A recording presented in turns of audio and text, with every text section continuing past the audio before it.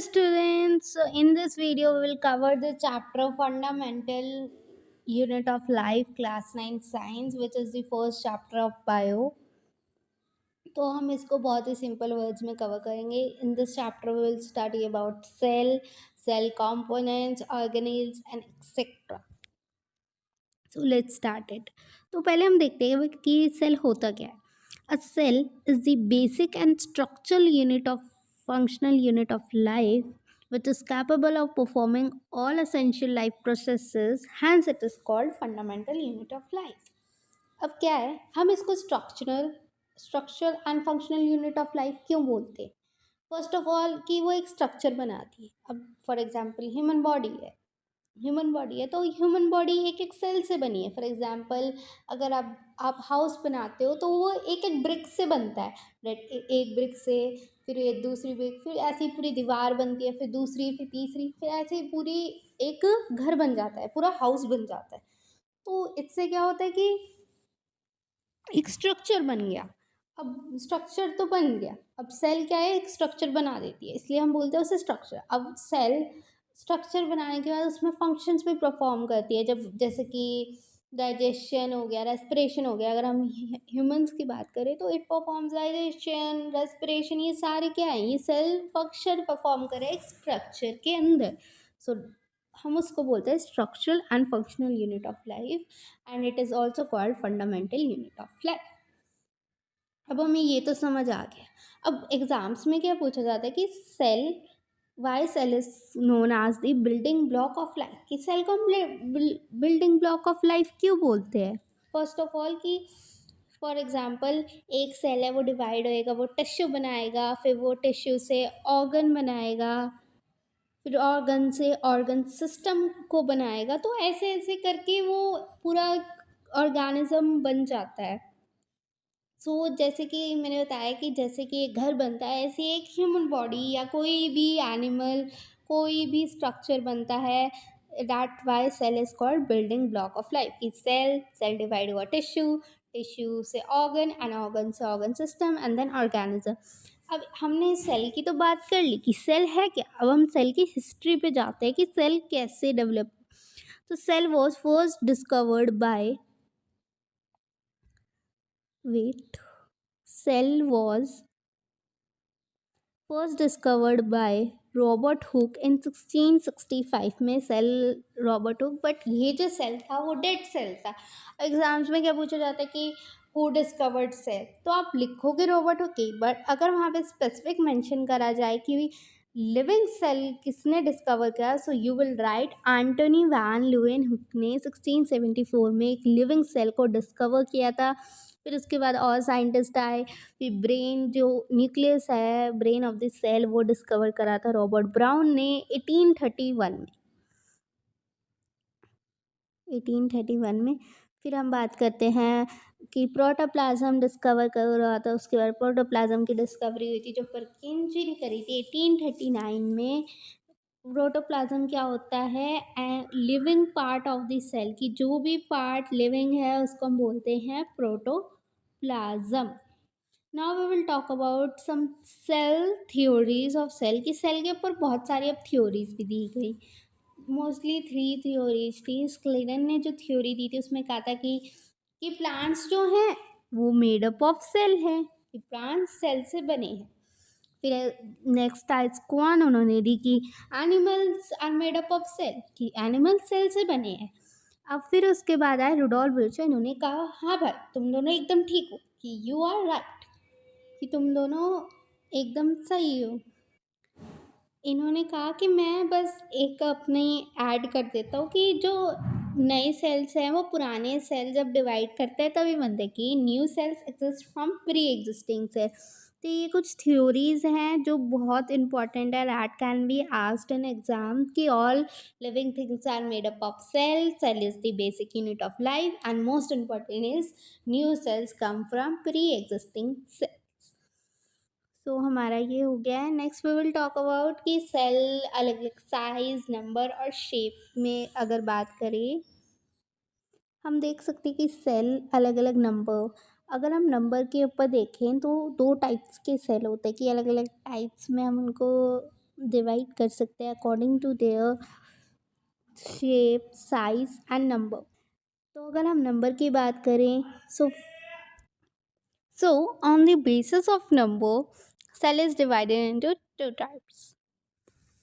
Unicellular, unicellular वो होते हैं जो सिंगल सेल होते हैं, मतलब कि वो एक ही सेल से बने होते हैं, उनको हम बोलते हैं यूनिसेल्युलर। वी से फॉर एग्जाम्पल अमीबा, अमीबा एक सिंगल सेल है, वो सिंगल सेल है जो बना है सिंगल सेल से, मतलब कि एक single cell and it performs all functions that are necessary for living. मतलब कि एक सेल परफॉर्म कर रहा है फंक्शन, अब वो सारे फंक्शंस को परफॉर्म कर रहा है अपने आप को, अपने ज़िंदगी को जीने के लिए। वो सिंगल सेल है पर वो परफॉर्म फंक्शंस कर रहा है, that's are called unicellular. If we talk about multicellular organisms are made up of more than one cell। मतलब कि for example human body is made up of more than one cells and it performs, मतलब कि ये together functions को perform करती है, for example digestion, respiration etcetera. अगर हम शेप की बात करते हैं तो मतलब कि बहुत सारे, for example muscle, spindle shape, nerve cell, longest cell and etcetera. If we talk about on size, जो स्मॉलेस्ट सेल है वो है mycoplasma and largest is ostrich egg. We talk about in humans, large smallest cell is the sperm cells and largest cell is the ovum cell. ये भी आप याद रख लेना। Next we will talk about animal cell and plant cell में हम देखेंगे क्या मोस्टली सिमिलैरिटीज़ एंड डिससिमिलैरिटीज़ की बात करेंगे और क्या क्या फंक्शंस परफॉर्म करते हैं दोनों। सो मोस्टली इसमें सिमिलैरिटीज़ ही होती हैं, कुछ कुछ चीज़ें होती हैं जो एनिमल सेल में प्रेजेंट नहीं होती और वो प्लांट सेल में प्रेजेंट होती है, और कुछ चीज़ें होती है जो एनिमल सेल में प्रेजेंट होती है but not in plant cell. वैसे तो मोस्टली चीज़ें एनिमल सेल में नहीं प्रेजेंट होती, प्लांट सेल में मोस्टली सारी चीज़ें प्रेजेंट होती हैं। So let's start. First we will talk about plasma membrane. हम बात करते हैं प्लाज्मा मेम्ब्रेन में। तो plasma membrane is also called cell membrane, और इसका एक निक नेम भी है जिसको हम बोलते हैं सिलेक्टिवली परमिएबल मेम्ब्रेन, जिसको हम बोलते हैं सिलेक्टिवली परमिएबल मेम्ब्रेन। ये इसका निक नेम है। ये आउटर मोस्ट कवरिंग होती है सेल की, जो सेपरेट करती है cell contents from external environment. और इसे हम सेलेक्टिवली परमिएबल मेम्ब्रेन क्यों बोलते हैं, मतलब कि ये सिलेक्ट कर सकती है कि कौन सी चीज़ सेल के अंदर आएगी, कौन सी चीज़ नहीं। ये बहुत नखरे वाली है selective permeable membrane, and it is most important that it is made up of lipids and proteins. This line is important, it can be asked। And now we will talk about two types of transport, कि ये दो types के transport होते हैं, एक होता है active transport, एक होता है passive transport. If we talk about active transport, तो ये क्या होता है कि जब चीज़ें लोअर कॉन्सेंट्रेशन से हाइयर कॉन्सेंट्रेशन में जाएंगी तो हम उसे बोल देंगे एक्टिव ट्रांसपोर्ट। सिंपल, लोअर से हाइयर में गई एक्टिव, हाइयर से लोअर में गई पैसिव। एक्टिव में एनर्जी चाहिए होती है क्योंकि वो लोअर से हाइयर में जा रही है, बट पैसिव में ऐसा कुछ नहीं होता क्योंकि उसे एनर्जी नहीं चाहिए होती क्योंकि वो हाइयर से लोअर में जा रही है। बस simple that active lower to higher, passive higher to lower, that's it. Next we will talk about, हम पहले डिफ्यूजन की बात करते हैं फिर ऑस्मोसिस की बात करेंगे। तो अगर हम डिफ्यूजन की बात करते हैं, diffusion is a movement of substance, solid, liquid, gas from region of higher concentration to lower concentration, formally so it's spread formally uniformly. मतलब कि डिफ्यूजन क्या होता है कि कुछ नहीं है, डिफ्यूजन सिंपल है कि जब हाइयर कॉन्सेंट्रेशन से लोअर कॉन्सेंट्रेशन में कोई भी सॉलिड, लिक्विड, कुछ भी है, फॉर एग्जांपल ऑक्सीजन यहाँ ज़्यादा है यहाँ कम है, मतलब कि एक जगह ज़्यादा एक जगह कम है, बस वो हाइयर से लोअर में चली गई, बस ये है डिफ्यूजन। सिंपल, डिफ्यूजन लिक्विड में भी हो सकता है, गैस में भी हो सकता है, सॉलिड में भी हो सकता है। पर ऑस्मोसिस क्या है? ऑस्मोसिस थोड़ा नखरे वाला है। ऑस्मोसिस कहते हैं कि नहीं भाई मैं ऐसा कुछ नहीं करता। ऑस्मोसिस सिर्फ वाटर, ऑस्मोसिस क्या होता है, सिर्फ वाटर में, वाटर मॉलिक्यूल्स में ही होती है ये ऑस्मोसिस। ये क्या होता है? Osmosis is the movement of water molecules selectively through a selectively permeable membrane from region of higher concentration to lower concentration region। मतलब कि ऑस्मोसिस कुछ नहीं है। ऑस्मोसिस क्या है कि वाटर मॉलिक्यूल्स की मूवमेंट हायर से लोअर कॉन्सेंट्रेशन तक एक through a selectively permeable membrane, मतलब कि एक सेलेक्टिव परमिएबल मेम्ब्रेन से जब कोई चीज वाटर मॉलिक्यूल्स हायर से लोअर कॉन्सेंट्रेशन में जाएंगे उसको हम बोल देंगे ऑस्मोसिस। अब दो टाइप्स के ऑस्मोसिस होते हैं, एक होता है एंडोऑस्मोसिस, एक होता है एक्सोऑस्मोसिस। सिंपल है। एंडो मतलब अंदर, जब movement of water molecules into a cell, मतलब कि जब अंदर आता है सिलेक्टिव परमिएबल से मेम्ब्रेन तो उसको बोल देते हैं हम एंडो। एक्सो मतलब बाहर। अब हम बात करते हैं टाइप्स ऑफ सॉल्यूशंस की। कुछ नहीं है। हाइपरटोनिक क्या होता है कि ये करने से पहले हम सॉल्यूशंस के बारे में बात कर लेते हैं, that will be easy. Solution जो है उसमें दो पार्ट्स होते हैं। तो एक सॉल्यूशन के अंदर दो दो चीज़ें होती हैं। एक होता है सॉल्यूट, दूसरा होता है सॉल्वेंट। एक होता है सॉल्यूट, एक होता है सॉल्यूट। सॉल्वेंट कुछ नहीं होता। सॉल्वेंट होता है लिक्विड पानी H2O, and solute can be anything which used in making solution. मतलब कि सॉल्वेंट होता है H2O and solute can be anything.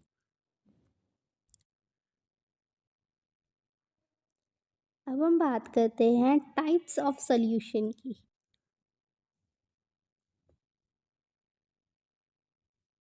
अगर हम बात करते हैं टाइप्स ऑफ सॉल्यूशन की तो पहले हम बात करते हैं हाइपरटोनिक। हाइपरटोनिक में कुछ नहीं होता। अंदर जो बाहर है वो पानी कम होता है, और मतलब कि बाहर सॉल्यूट ज़्यादा होता है, अंदर कम होता है, तो वो श्रिंकेज हो जाती है। For example I will tell you, for example this is your hyper, यहाँ पे एक हाइपरटोनिक सोल्यूशन है। अभी हम हाइपरटोनिक की बात कर रहे हैं, हाइपोटोनिक की बात नहीं कर रहे। तो हाइपरटोनिक में क्या है, ये हमारा सेल हमने डाल दिया। यहाँ पे क्या है, पानी जो है वो कम है और सॉल्यूट ज़्यादा, सॉल्यूट ज़्यादा है। तो क्या आएगा, तो जो वाटर है वो सॉल्वेंट अंदर सेल के अंदर ज़्यादा है, सॉल्वेंट सेल के अंदर ज़्यादा है, बाहर कम है, तो क्या होएगा, मूवमेंट बाहर से अंदर होएगी, मतलब कि सेल से पानी बाहर जाएगा तो क्या होएगा, सेल जो होएगा वो श्रिंक हो जाएगा। That is called hypertonic. और हाइपोटोनिक में क्या होता है, इसका उल्टा होता है कि बाहर जो है सॉल्यूट कम होता है, अंदर ज़्यादा होता है, मतलब कि कुछ नहीं, बाहर जो है वो पानी ज़्यादा है, सेल के अंदर पानी कम है, तो सेल के अंदर पानी जाएगा। Let's I will tell you clearly. Hypotonic में क्या आता है, हाइपो से ये लाया हाइपो, हिप्पो, हिप्पो मतलब कि वो फूलेगा, स्वेल करेगा। बस इतना याद करना है कि जो वाटर है वो बाहर ज़्यादा है, सॉल्वेंट सेल के अंदर कम है, और तो ये अंदर की साइड वाटर मूव करेगा जिसको हम बोलेंगे hypotonic.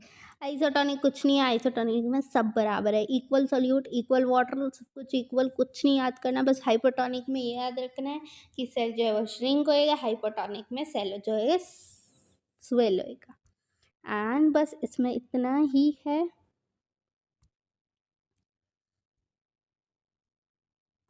Next we will talk about what is the difference between osmosis, जैसे बता ही दिया है। अब अगर आपको एक बार रीड कर लेते हैं, that movement of particles from movement of particles from higher to lower concentration in liquid guided without a semi-permeable membrane. Movement of particles from higher to lower concentration in liquid gases without a semi-permeable membrane. Osmosis, movement of solvent water molecules from low to high solute concentration across a semi-permeable membrane occurring in liquids. ये सिर्फ liquids में होता है. Water is not necessary movement in occurs in all direction. मतलब कि ये diffusion रोका नहीं जा सकता एंड रिवर्स भी नहीं करा जा सकता, बट ऑस्मोसिस रोका भी जा सकता है और रिवर्स भी करा जा सकता है. अब हम बात करते हैं Z प्लस सिक्योरिटी की. जो Z plus security animal cell में नहीं होती है वो प्लांट्स के पास होती है. ये Z प्लस सिक्योरिटी पर क्यों होती है? अब देखो क्या होता है कि जो प्लांट्स है वो हमारी तरह मूव तो कर नहीं सकते, तो जो प्लांट्स है उनके पास Z प्लस सिक्योरिटी होती है बिकॉज ताकि वो इन्वायरमेंट चेंजेस को मतलब कि ले सकते हैं, उनको सहन कर सकते हैं जो भी इन्वायरमेंटल चेंजेस होते हैं, बिकॉज वो चल फिर नहीं सकते, तो उनके पास Z प्लस सिक्योरिटी होती है सेल वॉल. ये नॉन लिविंग होती है और ये रिजिड आउटर कवरिंग है, मतलब कि प्लाज्मा मेम्ब्रेन के बाहर एक और आउटर कवरिंग है प्लांट सेल में जिसको हम बोलते हैं सेल वॉल. इसे याद रखना है कि ये एनिमल सेल में प्रेजेंट नहीं होती है. ये सेल्यूलोज से बनी होती है और ये बहुत मतलब कि इसके अंदर स्ट्रेंथ होती है. अगर आप इसे हाइपरटोनिक सोल्यूशन में डालोगे ना तो ये क्या होएगा कि जो सेल है वो श्रिंक हो जाएगा और ये जो सेल वॉल है इसकी वैसी ही रहेगी, मतलब कि सेल वॉल श्रिंक नहीं होगी बिकॉज इट इज़ डेड. वो सारा जो हाइपरटोनिक में डालोगे तो सेल अंदर प्लाज्मा मेम्ब्रेन में पूरा सेल श्रिंक हो जाएगा, बट जो आपकी सेल वॉल है वो वैसी की ही वैसी रहेगी. प्लाज्मोलिसिस क्या होता है? Water loss by osmosis causes cell contents to shrink away from the cell wall. बस यही प्लाज्मोलिसिस है कि जब सेल श्रिंक होता है तो सेल जो वॉल जो है वो श्रिंक नहीं होती, बट जो अंदर का सेल है वो सारा श्रिंक. अब हम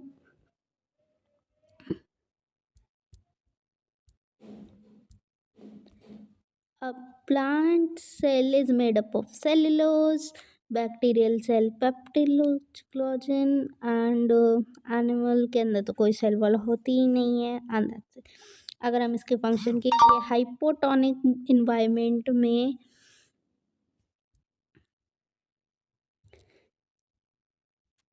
ये हाइपोटोनिक मूवमेंट में ब्रेस्टिंग नहीं करने से हेल्प में मतलब कि प्रिवेंट करता है कि हाइपोटोनिक में मोस्टली सेल ना ब्रस्ट हो और ये एब्जॉर्ब करता है watering creating balance between the wall and swollen cell enables plant and fungi bacterial cell to withstand environment changes. ये सब कुछ मैंने आपको बता दिया है. Next we will talk about nucleus. What is the brain of the cell. अब ये क्या है? ये सबसे अलग है. ये सबसे अलग है. फर्स्ट ऑफ ऑल तो ये होता है डबल मेम्ब्रेन. ये क्या होता है? ये डबल मेम्ब्रेन होता है एंड ये जो इसके बीच में जो स्पेसेस है इसको हम बोलते हैं न्यूक्लियर पोर, और जो इसके अंदर ये चीज़ है इसको हम बोलते हैं न्यूक्लियोलस. तो अब क्या है? ये कंट्रोल सेंटर है एंड न्यूक्लियर मेम्ब्रेन. ये जो है कंट्रोल सेंटर है सेल का, इसको हम ब्रेन ऑफ द सेल कहते हैं and it is double layered. अब इसके अंदर स्पेशल क्या है? इसके अंदर होता है डीएनए क्या है? Deoxyribonucleic acid. डीएनए किस फॉर्म में प्रेजेंट होता है?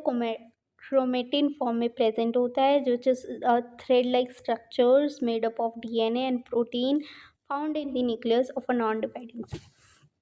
क्रोमैटिन अगर आप कभी देखोगे तो वो एक नॉन डिवाइडिंग सेल में ही प्रेजेंट आपको दिखेगा, मतलब कि जब डिविजन होती है, जब भी सेल की डिविजन होती है तो वो क्रोमोसोम की शेप ले लेता है. For example I will tell you that ये थ्रेड लाइक स्ट्रक्चर है तो ये फॉर्म करके कुछ ऐसी सी शेप ले लेगा. पता नहीं कैसे सी शेप लेता है, बट शेप ले लेता है, उसको हम बोलते हैं रोड शेप्ड हो जाता है ये। उसको हम बोलते हैं क्रोमोसोम्स, मतलब कि एक कंडेंस्ड फॉर्म है क्रोमैटिन की, जिसको हम बोलते हैं क्रोमोसोम। ये आपको तभी क्रोमोसोम्स हमेशा तब दिखते हैं जब सेल डिवाइड हो रहा है। क्रोमैटिन आपको थ्रेड लाइक स्ट्रक्चर्स तो वैसे ही दिख जाता है। एंड जो न्यूक्लियोप्लाज्म के अंदर जो जेली लाइक स्ट्रक्चर है उसको हम बोलते हैं nucleoplasm, and it controls all activities, reproduction and inheritance. अब हम बात करते हैं कि दो टाइप्स के सेल होते हैं, एक होता है prokaryotic cell and eukaryotic cell. ये डिफरेंसेस पूछ लिया जाता है, तो अगर आप इसे समझ भी लोगे तो इट्स आपको याद करने की ज़रूरत, ध्यान से सुनना।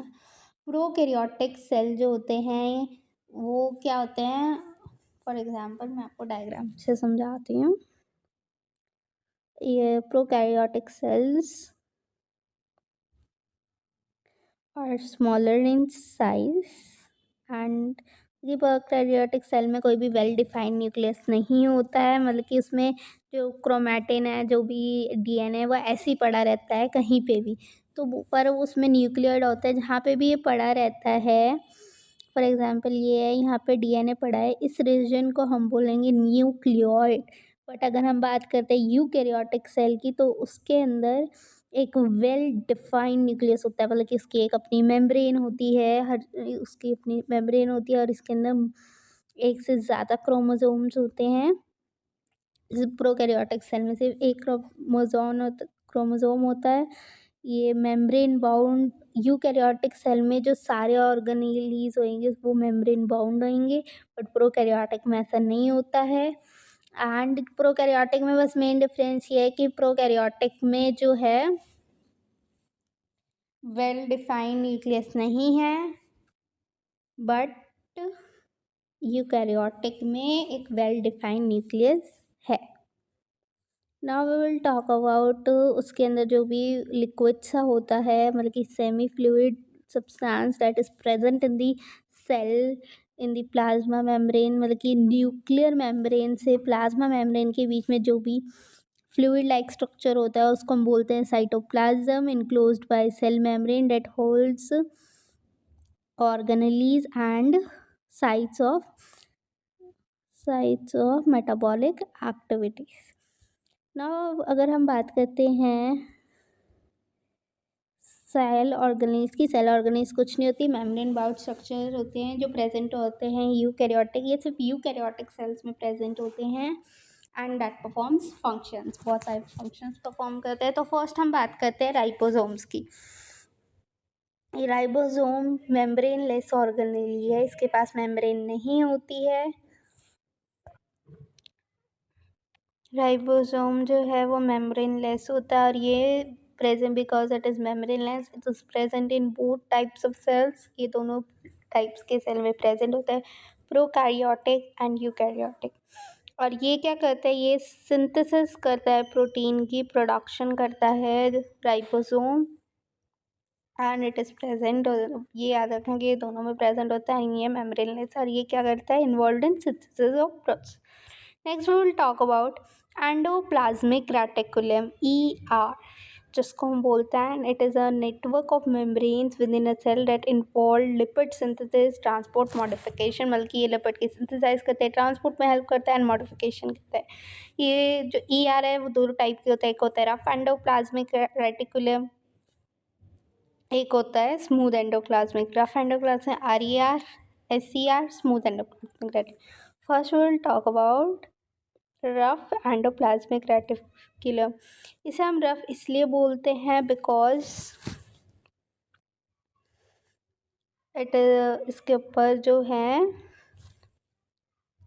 वो क्या कहते हैं, राइबोसोम्स प्रेजेंट होते हैं, इसके ऊपर राइबोसोम्स प्रेजेंट होते हैं, that's why it is rough due to ribosomes and site of protein synthesis. ये प्रोटीन को सिंथेसिस करता है, बल्कि ऑब्वियसली राइबोसोम्स तो प्रोटीन को सिंथेसाइज करते ही है, और इसकी पूरे उस पर राइबोसोम्स प्रेजेंट होते हैं, तो मतलब कि ये प्रोटीन सिंथेसिस करता है।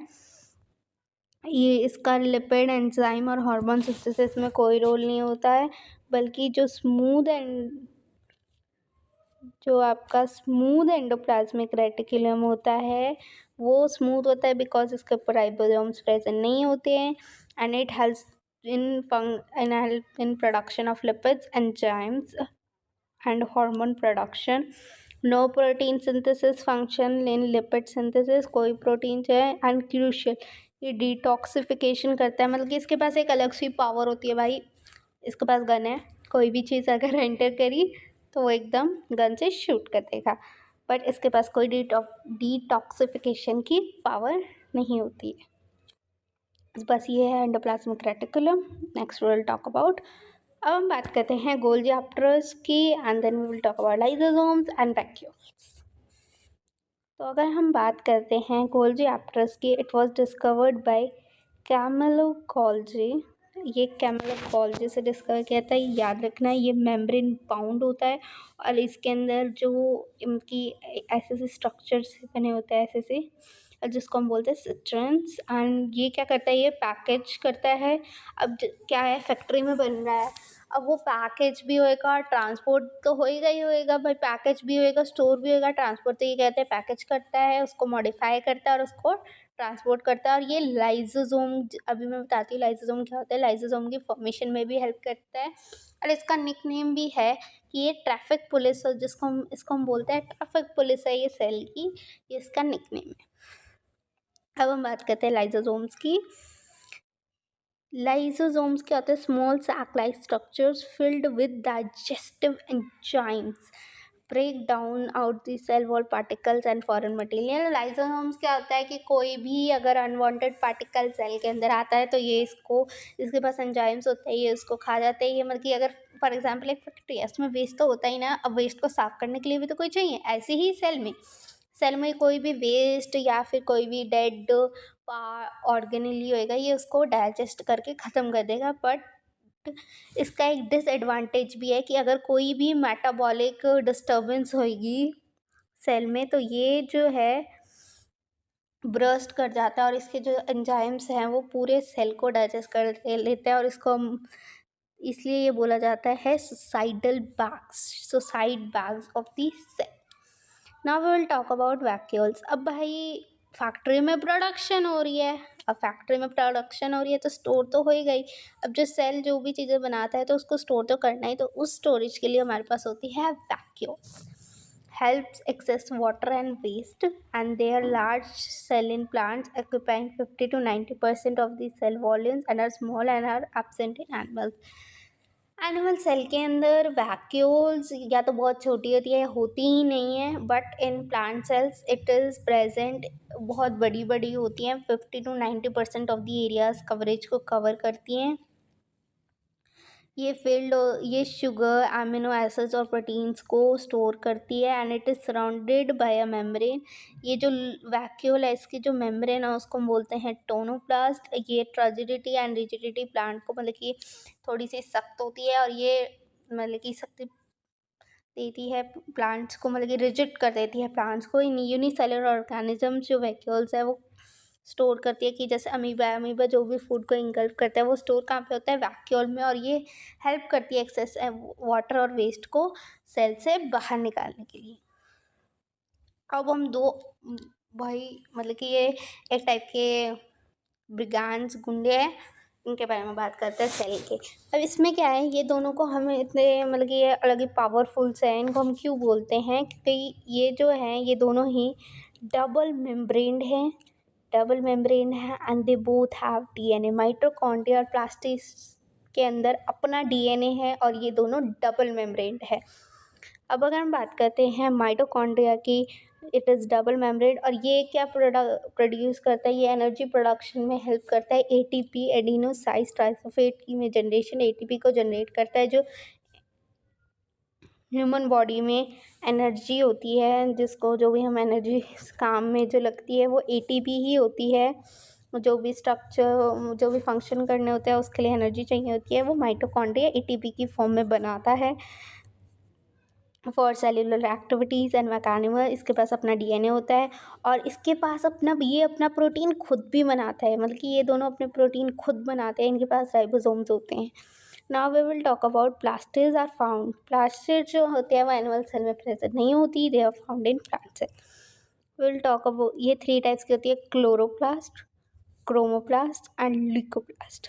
क्लोरोप्लास्ट की बात करें तो ये ग्रीन प्लास्टिड है जिसके अंदर क्लोरोफिल होता है जो फोटोसिंथेसिस करती है, और ये फाउंड इन ग्रीन पार्ट, मतलब कि जो भी आपकी लीव्स हैं ग्रीन होती है ना, वो लीव्स ग्रीन होती हैं। तो वो किस चीज़ से ग्रीन होती है, हम बोलते हैं कि भाई फोटोसिंथेसिस होता है, जहाँ पे भी क्लोरोफिल होएगा वहीं पे फोटोसिंथेसिस होएगा।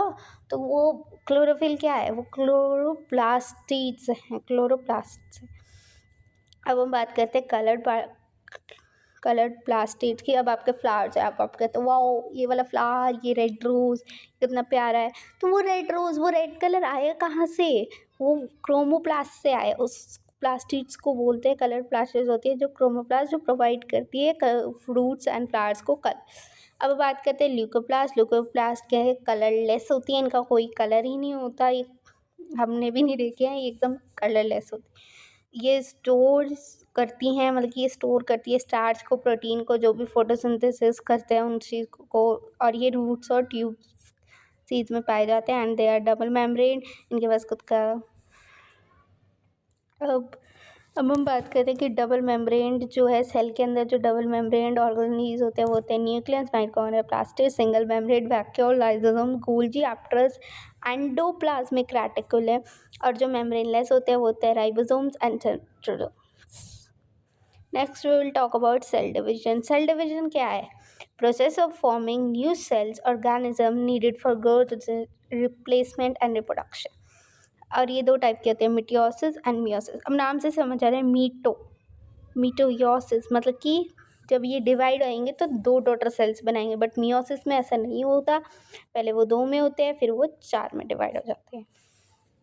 अब क्या होता है कि जो नंबर्स हैं क्रोमोसोम्स के वो सेम रहते हैं, मतलब कि अगर पेरेंट सेल में अगर 26 हैं तो वो डॉटर सेल में भी 26 होंगे, बट इसमें ऐसा नहीं होता है।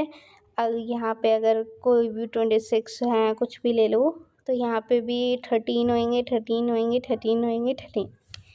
तो मतलब कि इसमें क्रोमोसोम्स के नंबर्स नहीं होते। और जो ये मिटोसिस डिवीजन होती है, कहीं पे भी आपके चोट लग जाती है तो वहाँ पे मिटोसिस ही डिवीजन करके ठीक होता है, help in growth and repair, वहाँ पे न्यू सेल्स बन जाते हैं।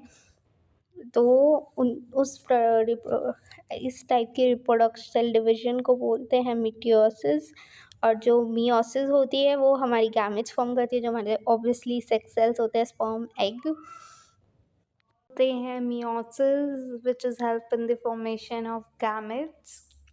So these is the 2 types of cell division. Now next, wait a second, next we have this table. You can read this table, it is very nice for quick revisions, and if you have not subscribed to the channel, please subscribe to it.